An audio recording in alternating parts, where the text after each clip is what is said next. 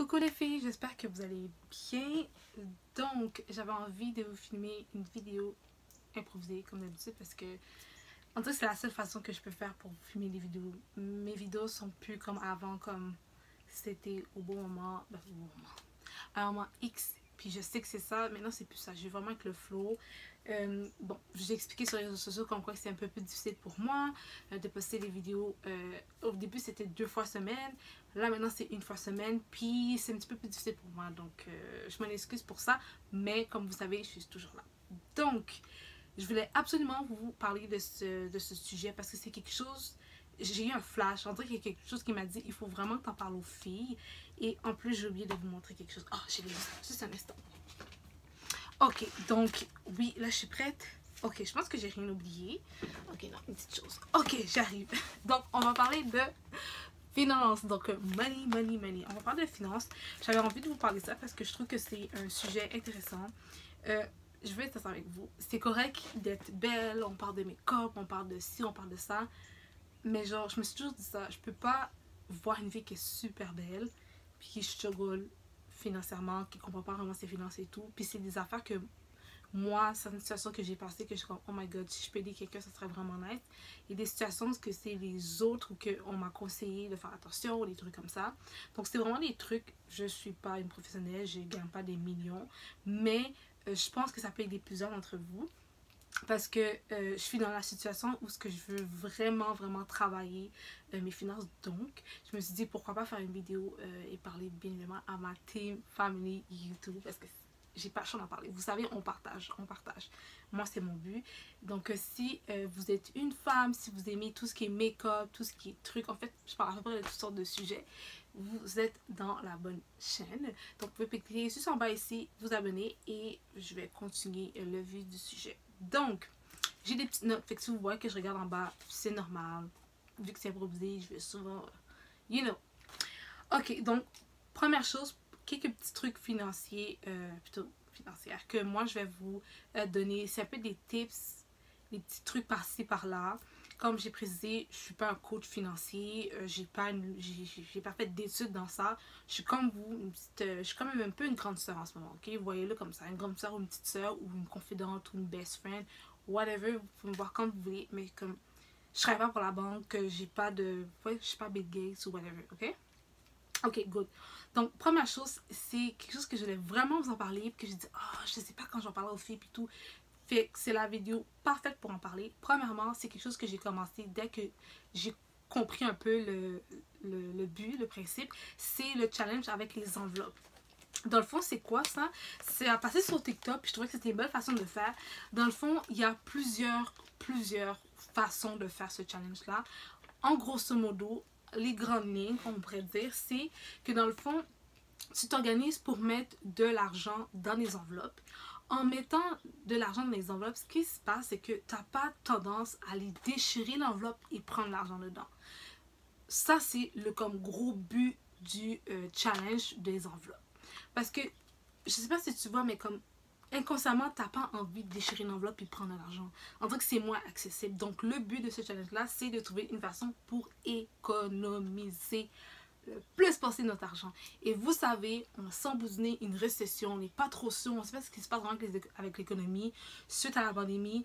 Moi, je vous dis, je ne suis pas trop sûre. Je pense qu'il va y avoir une petite récession, mais bref, il y a l'inflation en plus. Donc, surtout au Québec, on le voit, on le sent, que ce soit dans le gaz ou la nourriture. Donc, moi, j'ai commencé ça. J'avais vu le challenge, mais j'ai commencé ça au début de l'année. Je suis super contente. Le challenge que moi, personnellement, je fais avec les enveloppes, c'est que c'est ma façon d'économiser. Vu que moi, je vais faire mes ongles, et au début, pendant la pandémie, je faisais pas vraiment mes ongles, j'avais arrêté. Venir parce qu'on ne va pas sortir, etc., etc. Donc, j'avais acheté des kits pour faire mes ongles tout seul. Je vais pas vous mentir, c'était pas tout le temps très cute. Mais, it is what it is. Sauf que là, tout est ouvert, ça me tente de faire mes ongles. Donc, j'ai trouvé une place que je fais mes ongles qui sont pas trop chères. Fait que ça, c'est nice pour moi. Mais cet endroit-là, il faut que tu payes comptant. Donc, qu'est-ce que je faisais, c'est que je mettais de l'argent de côté, et quand je sortais pour payer mes ongles, le reste qui me restait de mes ongles, je le mettais dans l'enveloppe. Dans le fond, je ne gaspillais pas l'argent, tout l'argent complet. Je disais pas, ok, il me reste 60$, j'ai 60$ dans mes mains, je vais le gaspiller. Non, je mettais 60$ dans mes enveloppes. Donc, le challenge que moi j'ai décidé de faire, c'est qu'à chaque semaine, je mets de l'argent dans une enveloppe. J'ai pas de coût fixe. Je suis pas à 100% de challenge parce que le challenge disait qu'à chaque semaine, tu commences avec un montant. À un moment donné, dans une semaine, je pense qu'il fallait que tu mettais 65 $ ou whatever. Moi, c'est pas ça que je fais. Moi, mon challenge que j'ai créé, c'est que quand je vais faire mes ongles, qui va dire aux 2 semaines, je prends le reste qui me reste de cette journée-là, quand je fais mes ongles, puis je le mets dans mon enveloppe. Fait que moi, mon challenge, c'est pas aux semaines, c'est mais à chaque 2 semaines. Quand, par exemple, je sors de l'argent comptant pour quelque chose X ou Y, puis qu'il me reste du change, je fais la même chose, ok? Fait que moi, j'essaye vraiment de me dire que je n'ouvre pas mes enveloppes pendant toute l'année. Dans le fond, là, en ce moment, je suis rendue à la semaine 25. Je pense que je suis rendue une semaine plus tôt, parce que j'avais un calendrier qui disait première semaine de l'année, deuxième semaine, troisième semaine. Là, je pense que je suis une semaine plus tôt, mais c'est pas grave. Je m'en fous parce que, comme je vous dis, je ne suis pas à 100% d'un challenge. Moi, mon but, c'est de ne pas ouvrir mes enveloppes pour toute l'année au complet. Et je vous jure, ça fonctionne.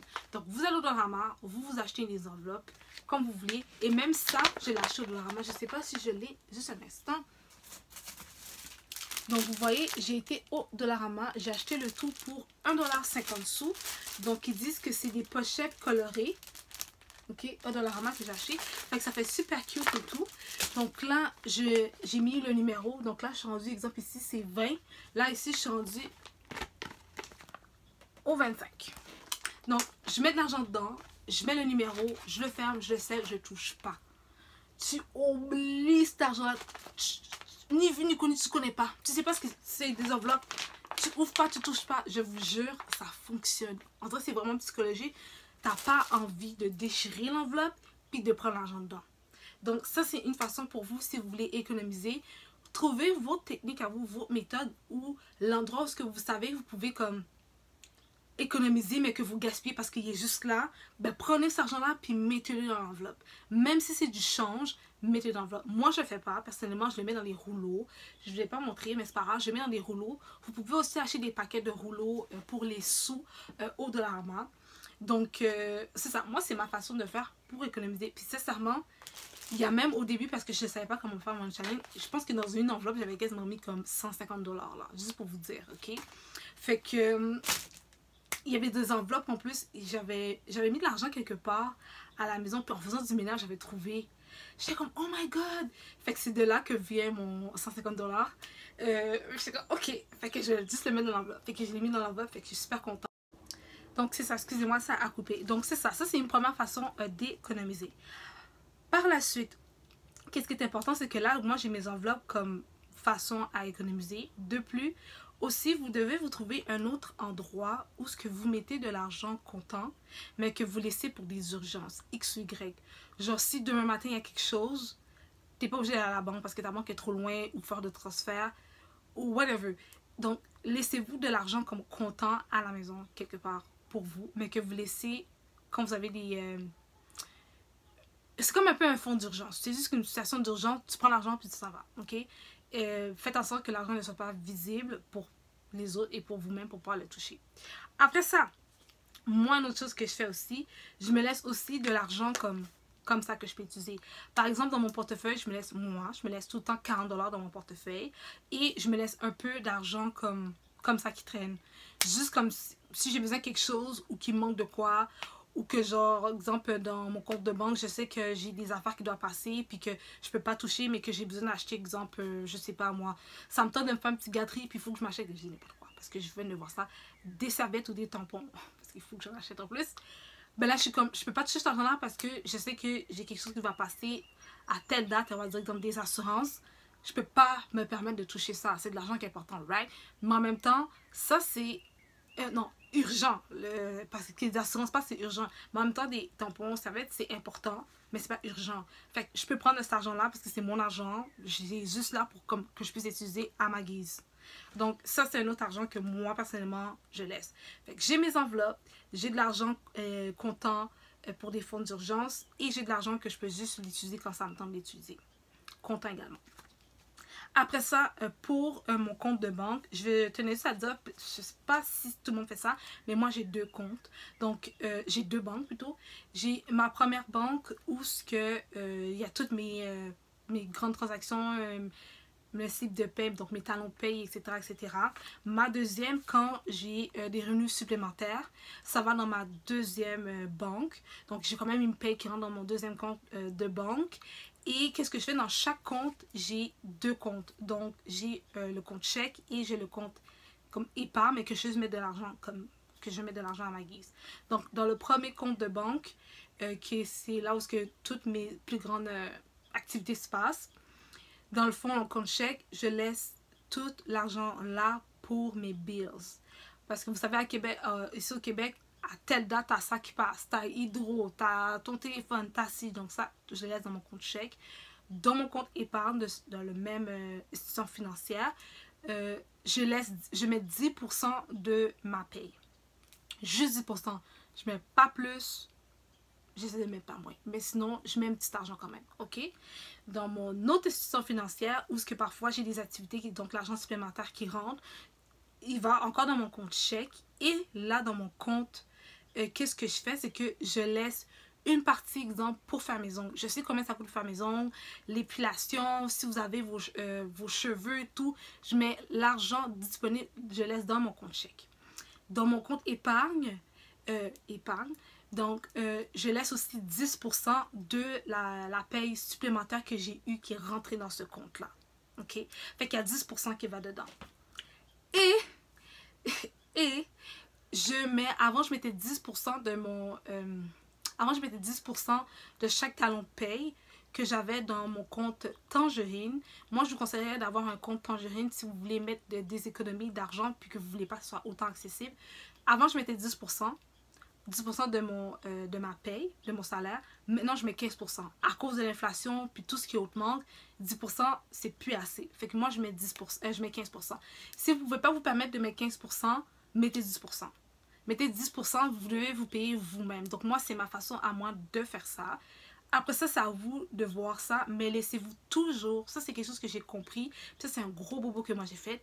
Je voulais tellement mettre d'argent de côté qu'à un moment donné, j'avais plus d'argent pour faire mes dépenses, fait que je touchais ma carte de crédit. Non, mettez de l'argent, vous avez besoin de certaines choses de base que vous faites là. Exemple, je sais pas, il y a le gaz, je sais pas, l'hydro, les trucs, ben, le gaz, ça c'est sûr, mais c'est des dépenses qu'il faut dire. Je vais dire n'importe quoi. Là, on va dire que vous faites tout le temps aux 3 mois, ou du micro-blending, vous faites des refills avec vos cils.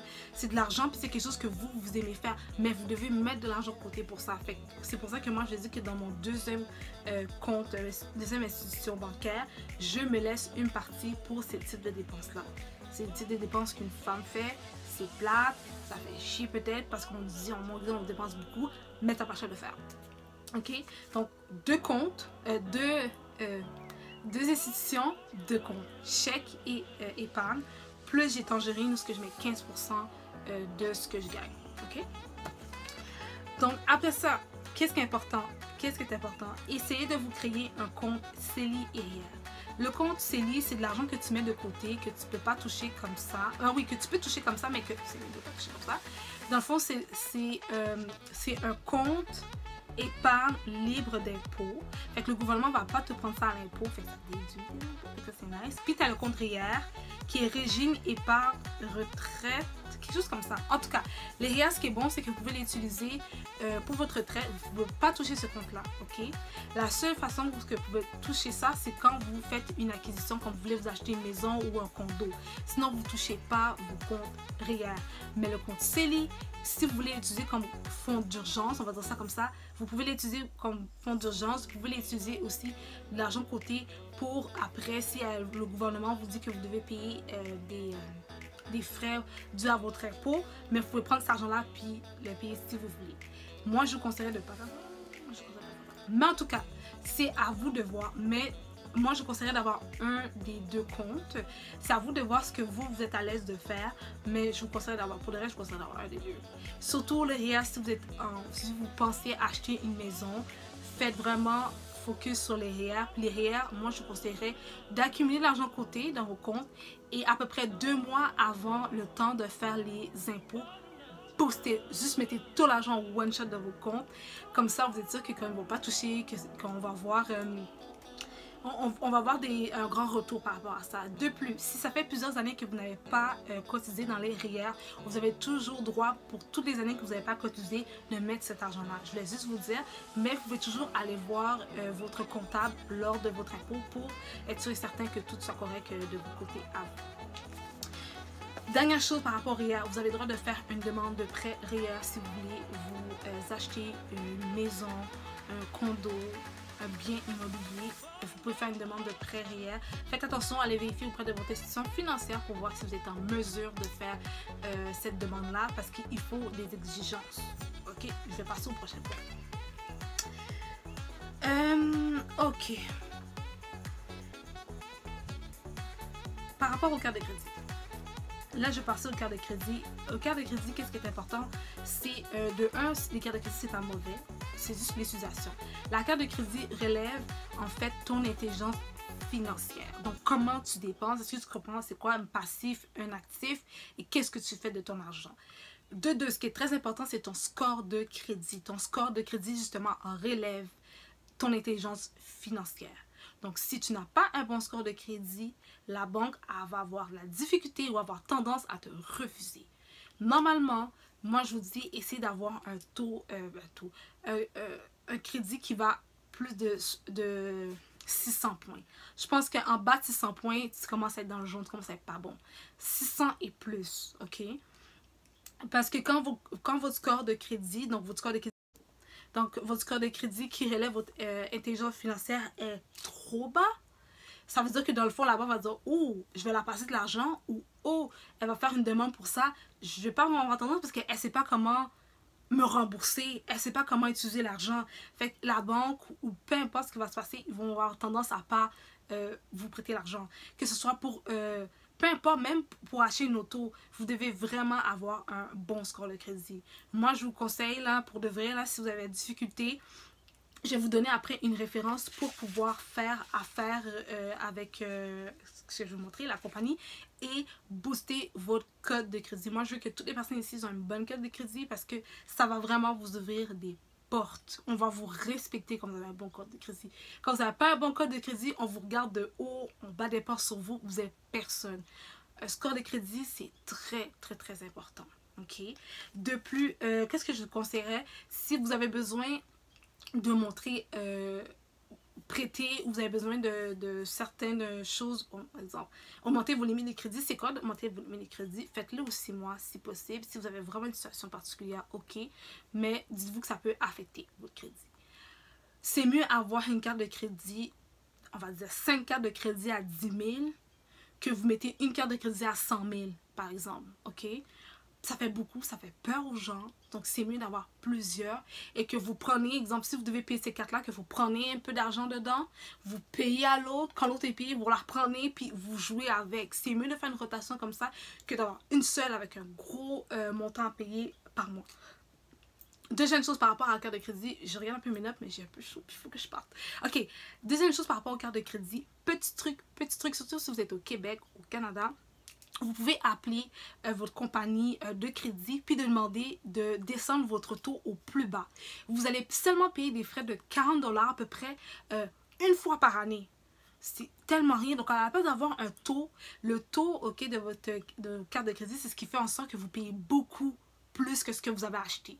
Fait que si vous voulez payer moins cher votre taux pour moins rembourser, qu'est-ce que moi je conseillerais de faire? C'est d'appeler, de dire, excuse, bonjour, est-ce que ce serait possible de diminuer mon taux de crédit, s'il vous plaît, au minimum? On va dire oui, parfait, non, donc le minimum à nous, on va dire exemple, c'est 10,99. Je donne un exemple. Fait qu'à la place de payer 20% de taux d'intérêt, tu vas payer 10,99. Donc si vous pouvez faire ça, moi, c'est de baisse. Fait que dans le fond, vous allez payer moins, mais vous allez pouvoir payer peut-être 200 ou 300 $ de plus que votre minimum demandé pour vos cartes de crédit. Donc, vous allez payer plus vite votre carte. Ça, c'est un autre truc que moi, je vous donne qui fonctionne à merveille. Puis, les banques ne vont jamais vous refuser. Sauf qu'ils n'en parlent pas trop. Vous comprenez? C'est un petit truc en moi et vous. Mais je vous dis, ça fonctionne super bien. Puis, ça aide vraiment beaucoup. Souvent, si vous avez des cartes de crédit étudiants et tout, vous avez souvent tendance à avoir des beaux taux. Donc, profitez-en. Puis... Oui, c'est ça. Excusez-moi pour l'interruption.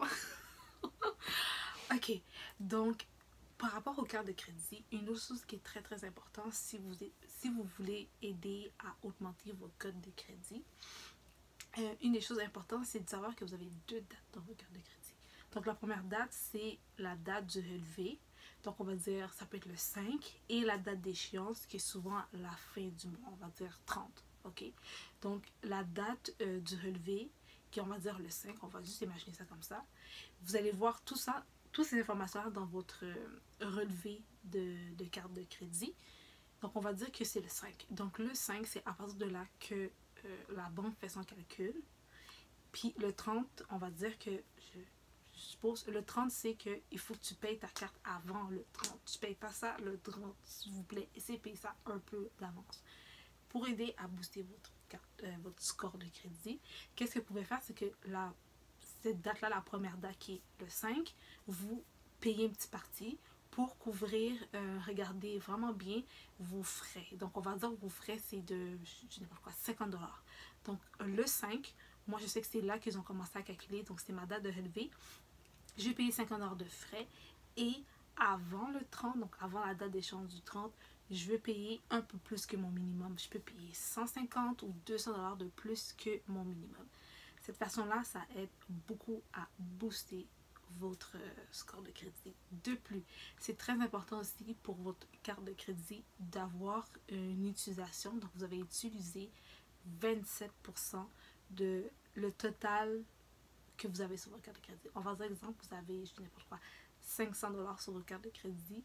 Vous ne devez pas utiliser 500 $. Vous devez utiliser 27%.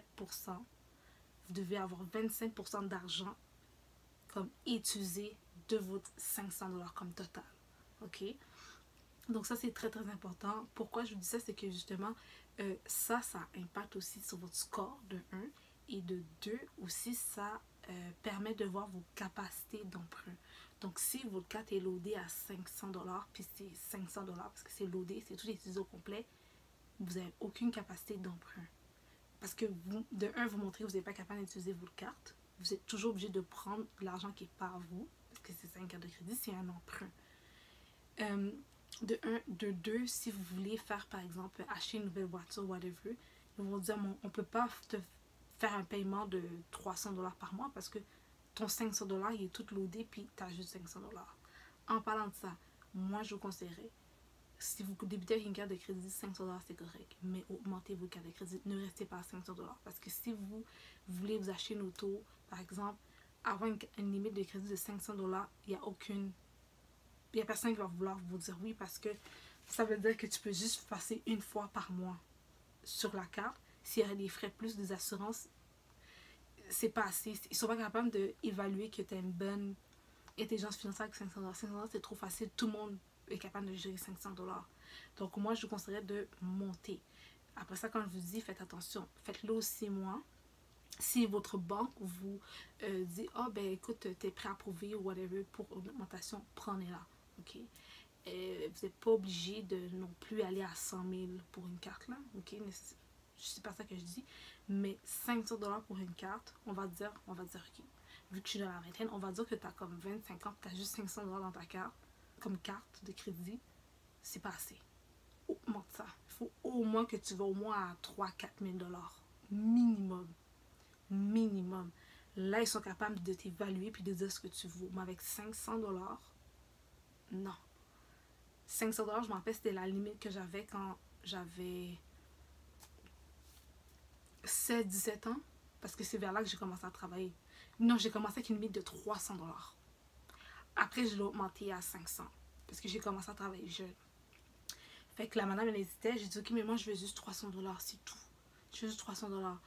Puis, quand je l'ai eu, j'avais comme 16 ans et demi, 17 là.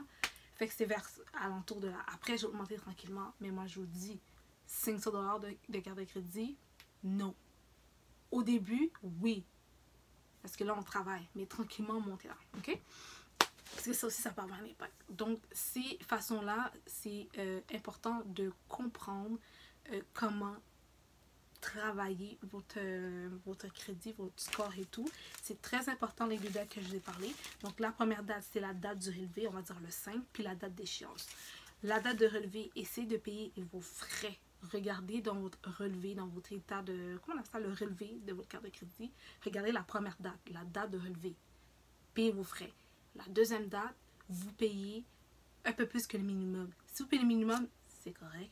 Mais si parfois ça arrive d'avoir des inconvénients, c'est correct. L'important, c'est qu'il faut payer. Mais payer un peu plus que le minimum, ça, c'est c'est ça le but, en fait. Pour finir à clairer la carte. De plus, ne manquez pas vos paiements. Ça vous fait perdre beaucoup de points. Ne manquez pas vos paiements. Ça vous fait perdre énormément de points. Ok? Moi, ce que je faisais aussi pour aider à booster ma carte de crédit, c'est qu'à chaque semaine, je mettais un peu d'argent. Même si c'est pas beaucoup, je mettais 10 $, je mettais 20 $, je faisais un petit peu beaucoup, juste pour qu'ils puissent voir que comme, oh, elle paye. Aussi, ce qui est bien, c'est que tu achètes, tu rembourses ce que tu achètes. On va dire, tu achètes pour 150 $, tu rembourses ton 150 $. Si tu peux maintenant, tu le fais. Donc ça, c'est quelque chose qui m'a vraiment aidé à, en fait, ça m'a juste aidé à travailler ma carte et tout. Parce que tu prêtes, tu redonnes, tu prêtes, tu redonnes. C'est juste parfait, genre. Après ça, parce que je regarde mes notes, hein. Ok, je vais vous parler d'une application justement qui m'a aidé à savoir où je me suis dans ma carte de crédit, qui m'a aidé aussi à me donner des petits trucs par-ci et par-là. Donc c'est l'application Bowell. Je vais le mettre en barre d'infos. C'est une application que vous pouvez download dans votre téléphone cellulaire. Ça vous dit votre score de crédit, ça vous donne des idées comment augmenter votre carte de crédit. Qu'est-ce qui fait en sorte que vos cartes de crédit ne sont pas augmentées? Ça vous dit avec quelle institution financière que vous pouvez faire affaire. Si, exemple, vous voulez faire des prêts, des achats, des trucs comme ça. Ça vous donne une idée de où vous pouvez faire une demande pour X ou Y. Donc ça, c'est super nice. L'application est gratuite. Elle est disponible en anglais et en français. Donc moi, je vous recommande vraiment d'avoir. À chaque semaine, tu as un update de ton score de crédit. Comme ça vous permet d'être à jour. Vous n'avez pas besoin de faire une demande à Equifax ou Western Union, whatever. Ok, vous avez votre score de crédit. C'est très important. Le score de crédit, je le répète, ça indique votre intelligence financière. C'est très important. Très important. Ok, comme moi, je suis contente. J'allais voir ma banque et tout, puis ils ont vu mon score de crédit. Ils sont comme, oh, nice. Ok, on va pouvoir faire affaire. Parce que mon score de crédit était bon. Si mon score de crédit n'était pas bon, malheureusement, ça ferme des portes. La banque va dire, ah, tu gagnes bien, tu as beaucoup d'argent, mais ton score de crédit n'est pas bon. On peut pas te faire ce que tu nous demandes. Donc, je vous dis, faites attention à votre score de crédit, guys. Faites très attention. Ok? De plus, attendez une minute. Ok, ça, je les ai parlé de ça. Ok. Je vais juste préciser quelque chose, je ne sais pas si j'ai précisé, mais je vais le dire. Quand j'avais parlé de laisser vos cartes utilisées à 27% sur le total que vous avez dans votre carte de crédit, dans le fond, pourquoi je vous dis ça, c'est qu'en faisant ça, ça vous permet, dans le fond, de faire des demandes à la banque pour l'auto, maison, projet personnel, des prêts aussi, peu importe le type de prêt. La banque va vous dire oui parce qu'il voit que votre taux d'endettement est bas. Parce que, comme j'ai dit, comme c'est de l'argent prêté, fait que c'est une dette. C'est pas à toi, c'est un passif, c'est une dette. Donc, si vous avez trop de dettes accumulées, malheureusement, parfois la banque vous refuse pour certaines choses. Donc, si ta carte n'est pas beaucoup utilisée, vous allez avoir la banque ou où est-ce que vous allez faire des prêts, peu importe où, l'institution financière va tendance à vous dire oui parce que vous avez un bon score de crédit, puis votre taux d'endettement est très bas. Donc, c'est pour ça que j'ai dit 27%. Par exemple, pour une auto, je pense que le minimum, c'est 40% d'endettement sur les cartes. Je ne sais pas si c'est général, mais je sais que sur les cartes, il me semble que c'est 40%. Moi, je vous dis, allez à 27. Si vous allez à 27, comme, ils ne vont pas vous refuser. Je vous le dis, ils ne vont pas vous refuser. OK? OK. Donc, l'autre affaire aussi que je voulais vous préciser, c'est des petits trucs que je ne savais pas dans mes affaires, mais c'est pas grave. Moi, ce que je fais aussi, ok, ça m'aide vraiment beaucoup, c'est d'avoir, surtout si vous êtes jeune, vous avez, je sais pas à quel âge que vous avez en ce moment, mais moi aussi, j'ai commencé ça quand j'étais jeune. C'est des cartes que j'ai, ça fait tellement longtemps, là. Je vous jure, ça fait vraiment longtemps. C'est des cartes prépayées. Donc ici, par exemple, c'est la marque Vanilla de Mastercard. Donc là, j'ai laissé ici un petit papier pour m'indiquer combien il me reste. Donc là, il me reste 5,35 $. Puis celle-là, je ne sais pas combien il me reste. C'est des cartes prépayées, vous avez de l'argent dedans. Donc si, par exemple, vous ne voulez pas trop utiliser, vous voulez faire attention, achetez-vous des cartes prépayées comme ça.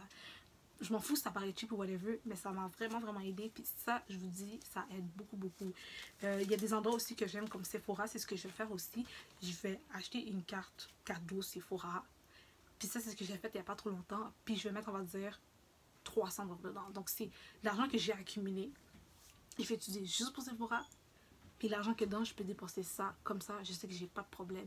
Mais c'est l'argent que j'ai accumulé dans mon compte. Vous savez, j'avais dit que dans mon deuxième compte, par exemple, j'ai une section où je peux mettre de l'argent que je veux. Ou sinon, par exemple, j'ai de l'argent à la maison, puis que je sais que j'utilise pas, puis que j'ai accumulé 300 $. Là, exemple, je peux prendre cet argent-là, puis dans cet exemple, aller à la caisse, j'ai une carte cadeau, puis c'est 300 $, exemple.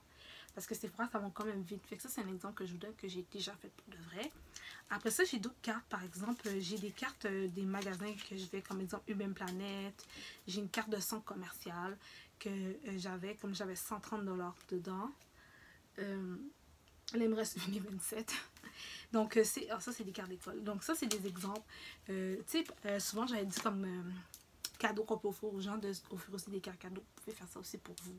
Je vous dis, vous pouvez faire ça aussi pour vous. Une autre chose que j'aime faire, c'est écrire mes budgets. Donc là, ici, c'est un fameux cahier que j'ai. J'écris ici mes budgets et l'argent qui va, comme combien que ça me coûte. Donc, je mets pour mon téléphone, les assurances, mes cartes, des trucs assurance personnelle, assurance vie, mes soins de beauté, la nourriture, le gaz, tout ça. Comme ça me permet d'avoir une idée globale de combien qu'il me faut par mois. Fait que j'ai une idée de combien que moi il me faut. Comme moi, je sais que je peux pas aller je peux pas aller plus bas que certains niveaux. Dieu merci, maintenant je sais que je suis good. Comme, je travaille plus en lui-même comme quand j'avais comme 17-18 ans, là, c'est fini tout ça. Dieu merci. Donc ça, c'est vraiment important de vous faire un budget. Comme je vous ai donné le truc au début avec les deux institutions financières, puis les comptes que je vous ai parlé, c'est une façon pour moi de, oui, d'économiser, de payer mes affaires, mais en même temps d'avoir un lousse. Le problème, c'est qu'avant, je voulais juste trop rembourser, puis trop mettre l'argent de côté, puis j'avais pas de lousse. Fait qu'est-ce que ça faisait, c'est que je prenais tout l'argent que j'avais mis de côté, puis j'avais plus d'argent de côté. Parce que j'utilisais tout, puis j'avais pas laissé de l'argent de lousse pour quand j'utilise pour des dépenses, pour des trucs de soins ou des affaires comme ça. C'est pas bon. Tu sais, je m'avais dit, non, je vais juste gaspiller 100 $ pour l'année, mais j'arrive pas parce que tu sais que ton mode de vie ne te permet pas de faire ça. Par exemple, en ce moment, le gaz est super cher. Je peux pas commencer à dire, oh, mais je vais juste mettre 50 $ de gaz. C'est pas réaliste. Il faut rester réaliste. Donc, moi, cette façon-là me permet d'être réaliste, puis ça me permet de suivre mon mode de vie, puis j'y arrive. Tu sais, même si j'avais dit, par exemple, de mettre 10% de votre salaire pour 2 comptes épargne, si vous n'êtes pas capable parce que votre budget ne vous permet pas de le faire, mettez 5%, mettez 20 $, mettez 10 $, mais mettez de l'argent de côté pour les plaisirs ou les trucs de soins ou les trucs de beauté que vous avez besoin, parce que vous savez de toute façon que si vous ne le faites pas, vous allez devoir le prendre ailleurs. Vous savez, ça, comme, ça sert à rien de se voir la face et de mentir, vous le savez, je sais, tu sais, tout le monde le sait, le ciel le sait, ok? Ok, pour finir, je vais vous parler de fameux livres. Ok, il y a un livre que j'ai pas, je cherchais partout, mais premièrement, un livre qui m'a vraiment aidé côté financier, c'est Père riche, Père pauvre. On en parle partout. Je peux pas dire de pas le lire. Comme c'est tellement un bon livre pour vous donner un bon mindset, pour comprendre c'est quoi l'argent, la réalité. Il y a aussi le côté entrepreneur aussi qui est vraiment nice. Moi, je vous recommanderais d'acheter ce livre-là à 200%. Je vais mettre en barre d'infos. Vous allez pouvoir voir le livre, l'acheter si vous voulez. Moi, je l'avais acheté chez Renaud-Bré. Sinon aussi, vous pouvez très bien acheter le format audio. Moi, c'est quelque chose que j'aime beaucoup. C'est pour ça que parfois, c'est un peu difficile pour moi de parler de livres parce que j'écoute un peu plus des audios maintenant. Je sais pas vous mentir. Puis si vous avez vraiment pas d'argent, ok, je vais vous donner un truc là. Vous êtes en ce moment sur YouTube, vous me regardez, vous êtes dans la meilleure place pour comme, chercher des informations.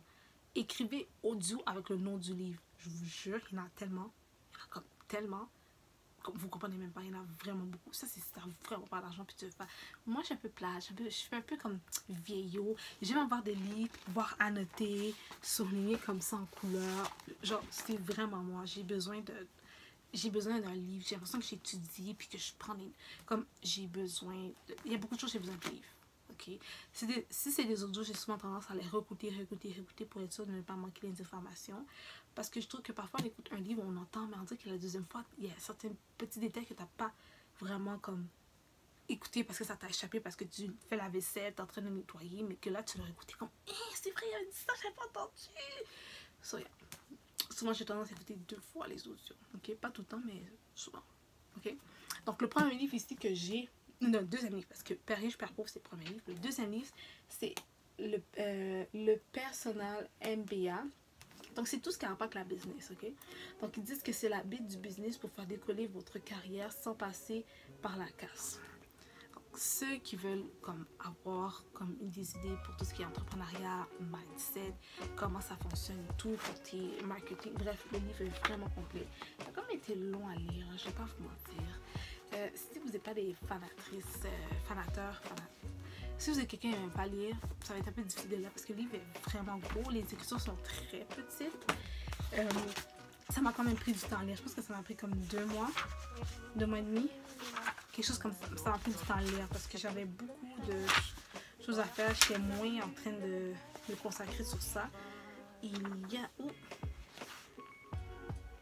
a comme 4... On est rendu à comme 400 et quelques là. Donc il y a un peu plus. Je suis rendue à 467. Non, 47. Oh, il y a même des... Comme 460 pages. Donc il y a 460 pages, les écritures sont petites. Donc c'est pour vous donner une idée. Comme c'est un gros livre. Je l'avais acheté au Renaud-Brige, en plus je vois l'écriture. Ça m'avait coûté à l'époque 44,95. Je sais pas si c'est le même coût, mais c'est quasiment 45 $. Ok. Après ça, ce livre-là, c'est... Je vous recommande, parce qu'il est vraiment pas cher. Je vous recommande. Puis le truc que j'ai donné par rapport aux 2 institutions financières, puis les 2 comptes de 10%, il explique dedans. Il a dit, même si c'est pour que tu mets 5 $ dans un compte que tu touches pas, puis 5 dans un compte de dépenses, il m'a dit juste ça là, c'est moi, t'as déjà compris. Parce qu'à la fin de la journée, là, 5 $ additionné, c'est plus 5 $, on s'entend dessus.